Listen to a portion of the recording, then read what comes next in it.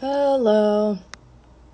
I haven't gone live in years, so I don't even know if this even has sound. I probably should have asked a friend ahead of time to hop on and let me know if you can actually hear anything. Okay, so today is a new moon, and it's in Gemini. Can someone just tell me if they can hear me all right? Yes or no? I don't know. Okay, so we're just going to do a little new moon ritual because I feel like it. So, just to start out, I'm gonna light a candle. I have this really pretty match box set. The other side is the moon. Okay, so we're gonna light a candle. I am a Sagittarius, so I like to have fire involved with my rituals, but that's just me. If you live in a place where you cannot light a candle for whatever reason, that is okay. You can substitute something else. You can simply take a deep breath and say, okay, I'm going to focus on setting a new intention for this new moon ritual. When it comes to rituals, the tools that you use for your ritual, they have to speak to you personally, or else it's not going to work for you. So for me, I'm a Sagittarius. I like fire. Lighting a candle works for me, gets me in the mood to set a new intention that I can really focus and hone in on. But I don't know, maybe you're a water sign, maybe getting a glass of water and praying over it or something. Whatever it is that works for you. You don't have to use exactly what I'm using. Use what you have. Anything that costs you a lot of money is probably a scam, so don't buy anything expensive. Honestly, if you find it on the ground, that's probably works fine. Whatever. Okay. All right, so I lit a candle. So my approach to tarot is intuitive, meaning that I like to use the symbolism of the cards to connect to my own intuition. So I'll ask my intuition questions, and typically the one I like to go with is, what do I need to know? What are my blind spots? Something of that nature. I typically don't like to ask super duper specifics about individuals or about just really, really specific things, because sometimes I believe our mind is very limited and we can be focusing on the wrong thing. Sometimes, we get horse blinders. And so I like to ask, what is it I'm not aware of? I like to use the tarot to explore that because I want to know what I don't know, So I think I'm just going to go with a traditional deck today. Maybe we'll do an oracle deck later, something more experimental. Kind of feels like I'm just going to go with the flow. That's what I'm feeling today. It's Gemini season, and Geminis, they're mutable, which means that they're very flexible. Sagittarius is also a mutable sign, and so is Pisces, which means that they represent the changing of the seasons. So for Gemini, it represents the transition from spring into summer. For Sagittarius, it represents the transition from fall into winter. Virgo is also mutable, represents the transition from summertime into fall. And then Pisces is also mutable. It represents the transition from winter into spring. So I think that mutable energy is really important right now. If you are trying to remain rigid and trying to maintain a sense of certainty at this time during Gemini season, good luck. I don't recommend doing that. I think going with the flow is your best bet. Just letting the reins go and being like, I don't know what's going on, but it's fine. And keeping a more jovial sense of humor about it, I think is your best bet, because what's directly opposite of Gemini? Sagittarius. And Sagittarius is your inner Santa Claus. Sagittarius is your deep belly laugh. Sagittarius looks up at the cosmos and says, wow, this is hysterical. We're so tiny. And look at us down here screaming and fighting and having all these ridiculous arguments over things that do not matter.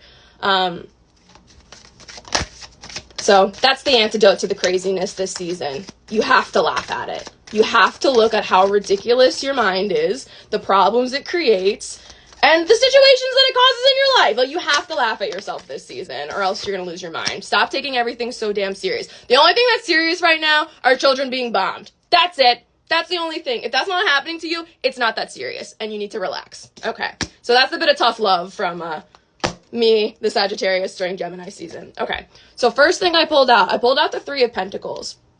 This is really interesting to me too, because Gemini, I also associate it with 3, and this is the 3 of Pentacles. So Pentacles is earth sign energy, and it speaks to building something, typically a smaller project and collaborators. So right now, Gemini season, it's a very social energy.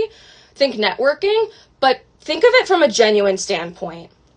Be so fucking for real with yourself. Don't just try to make a connection with the person because they have something that you want. Does it actually make sense? Do your skill sets actually complement each other? Will it be a reciprocal energy exchange where you're both genuinely nurturing and helping one another? Those are the types of collaborations we need to actually be focusing on this Gemini season. Not this like surface level, like, oh, I'm in the rat race, I'm competing. No, we are collaborating. People are our collaborators. They are not our competition. That's what Gemini season reminds us of, that duality. It's okay to have ambition. It's okay to have that Aries ambition. But when we get down to Gemini season, it's like Gemini says, okay, guys, we have to be social. We're social creatures, and social creatures, we like to share information. That's how we learn, and it keeps us entertained. So also Gemini is associated with gossip. So, you know, this season I'm already seeing it in my own life. It's getting messy, but oh man, oh god, it's so entertaining though. So I'm having a good time even though it's a mess. But anywho, let's pull some more cards. So that's the first message this Gemini season. We are not competing, we are collaborating. And just be really honest and practical about what your skill sets are and how they can genuinely help other people. Because if you lead from a genuine place, that's how you will create the best outcome in your projects. Okay, speaking of outcome in projects. So I pulled the 7 of Cups. Okay, I don't love this energy. It's not my favorite because to me, it's not very authentic. And so when people are in the 7 of Cups energy, I kind of want to shake them and be like, stop living for other people. Stop fantasizing about all these alternative outcomes in your life that just aren't real. Like, to me, it's just not authentic. It's like, what do you actually want? Who are you actually living for? Does it make sense for you? You don't have to feel bad about something or feel bad about not having something that you don't actually personally want. It's not a loss for you if it's never something that was yours to gain in the first place. So when people are in their 7 of Cups energy, it's like, oh, well, you know, what if I had the house? What if I had this achievement? What if I had this career? What if I had that thing? And whenever you're in that energy of the woe is me 7 of Cups energy, I just want to like snap people and just be like, that's not you though. Those are a collection of voices in your mind. Those aren't genuine. Oh my goodness, I just got a text from Ev who sent me a screenshot of the which was that? The Magician card? Okay. All right, let's pull some more cards. All right, so far we have pulled the 3 of Pentacles and the 7 of Cups. So far the message is we're not competing, we are collaborating. And 7 of Cups so far, what do you genuinely want? What is your fantasy? What is your dream? And commit to it. And we really need to stop fantasizing about a dream that was never ours to begin with. You know, it's not real. All right, let's pull some more cards. What else do we need to know for this new moon in Gemini? Let's see. Also, if anyone has any questions in particular about anything that I'm doing, about tarot, about astrology, feel free to chime in. Okay. All right. So I pulled the King of Cups. And then I pulled the Star in reverse. Okay, this is a little icky. I don't love this. I don't love it, but okay. So when the Star is in the upright, I love it. It speaks to what is our guiding light? What is our inspiration? What are we moving towards? When it's in the reverse, I think a lot of people, King of Cups, are waking up to realizing that whatever role model, whatever North Star it was they were following, it's a lie. It's not true. It's bullshit. That person who you thought was powerful or that person who you thought was authentic or real, Star in reverse says they're not. And the King of Cups says now you have the discernment to say, oh my God, I think I've been trying to live up to an expectation that, do I even actually respect this role model anymore? You know, I think a lot of people are realizing, like we're seeing it in real time right now, of people just really realizing like, oh, okay, that person maybe has a lot of money and success, but what do they do behind closed doors? What kind of human being are they? How do they conduct themselves? And when it's brought into the light of day, how does that reflect on their character? And so King of Cups, it does speak to great discernment when it comes to making those types of calls for yourself, in terms of like, ooh, I actually don't think this mentor of mine is giving me advice that is helpful to me. King of Cups says, only take advice from people living the life that you want to live.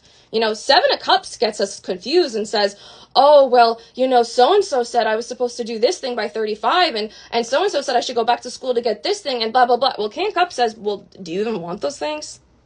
And the Star in Reverse says, oh no, have you been following the wrong path this whole time because you were living for other people?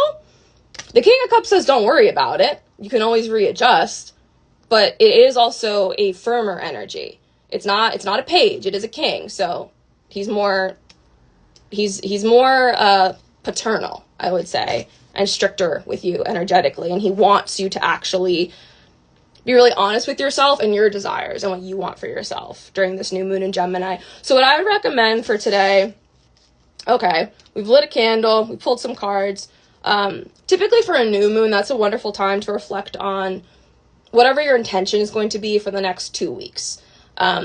That's just how our brains like to work. 2 weeks is a nice chunk of time where you can actually try out a new habit, try it on, see how it works. You don't have to spend money on it necessarily. It could be something as simple as, okay, I'm going to wake up and first thing I'm going to do is drink a full glass of water instead of checking my phone.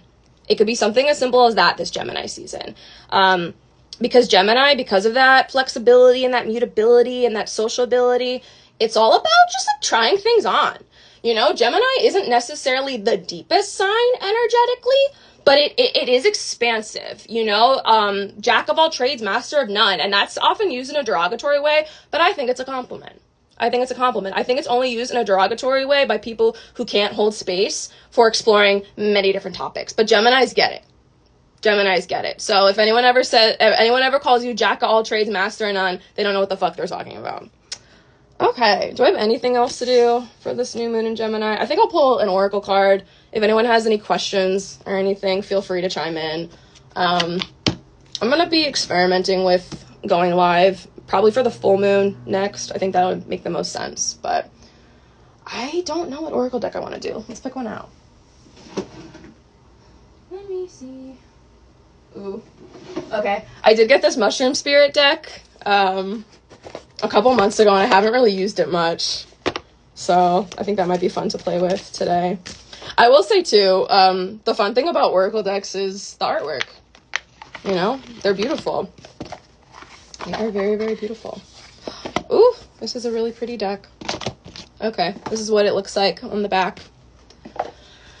And I might have to refer to the guidebook for what a lot of these mean, because I haven't really worked with it before. But we'll start to shuffle these cards. We are now exploring the Mushroom Spirit Oracle deck. So let's see what new moon messages this deck might have for us to reflect upon today. Let's see. What do we need to know for the new moon in Gemini? What do we need to know? What do we need to know? What do we need to know for the new moon in Gemini? Oh, hello, everyone. Hello.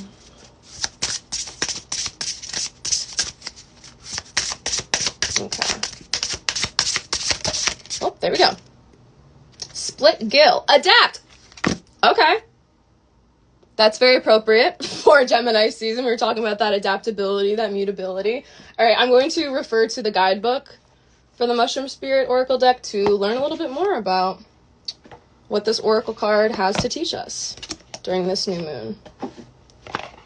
Mushroom Spirit Oracle deck. Let's see.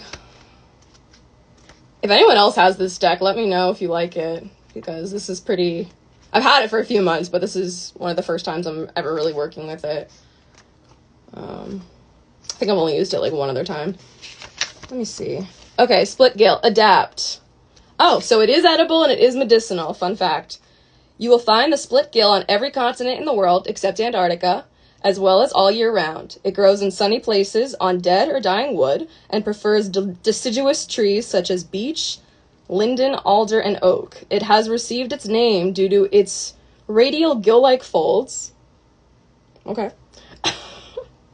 which are essentially split. These splits allow it to open and close because they dry out with prolonged dry weather and then rehydrate with the rain many times over a growing period. Another amazing fact is that they have more than 28,000 different sexes. Oh, okay, happy Pride, check that out. All right. For many species have only 4 or 5. Split gills tend to be quite hard. Yeah, I bet they are. But it's still edible and is used in China and Japan for its medicinal qualities. Okay, what are those medicinal qualities? It's used to increase energy, enhance the immune system, and is supportive for treatment for... Okay, I will not say that on camera because this is not a substitute for medical, legal, or other professional advice. Don't sue me. Okay, so the meaning of this card, according to the Mushroom Spirit Oracle Guidebook. Being able to adapt to any condition or environment is important. How do you weather the storm? Funny, it was raining today. Do you conserve your energy when the time is quiet? And do you notice nature cycles happening around you? When you become more in tune with your natural surroundings, you understand energy flow. You can choose to align yourself with this energy and ease into a state of flow. Or you can fight the cycles and burn out or exhaust yourself by trying to swim upstream against the current. What did I say at the beginning of this reading? I said, this is a chaotic month. Go with the flow. Do not try to control shit. You're going to lose your mind if you try to do that. My control freaks out there, you need to relax. My perfectionists out there, you need to calm down this season or else you're going to have a meltdown. Mark my words. Take some CBD, you'll feel better. Okay, that's working for me. Okay. All right. The split gill shows you how to adapt to the current situation to preserve yourself. Okay, self-care, put yourself first, so that you can also show up as the best version of yourself for other people and your community. Is there a situation in your life at present that you need to stop fighting and just give into the flow or adapt to the current circumstances? So that speaks to surrender and releasing control. There may be a situation coming up where you need to adapt to, so remember this advice when it comes. Not everyone will be a fan of what you do, but there are others who will. There is no pleasing everybody, so just please yourself and do what is necessary to provide yourself with a safe environment. This also says that you might want to take time out and only rearrange when you are rested and feeling more refreshed. Oh, I apologize. It says reemerge when you are rested and feeling more refreshed. Maybe taking a break from social media or a situation that has left you feeling deflated is needed. Recharge yourself and only give yourself things that nourish you mentally, emotionally, physically, and spiritually. Then, when you are fully charged, come back into view. I think that is a beautiful note to end this new moon ritual on. So, thank you so much for tuning in. I don't really go live ever, so I don't know if this is going to save and anyone else can watch it later, but hopefully it will. And thank you so much for everyone who is watching. I hope you have a wonderful, relaxing rest of your new moon. Sleep well and take care of yourself. Bye.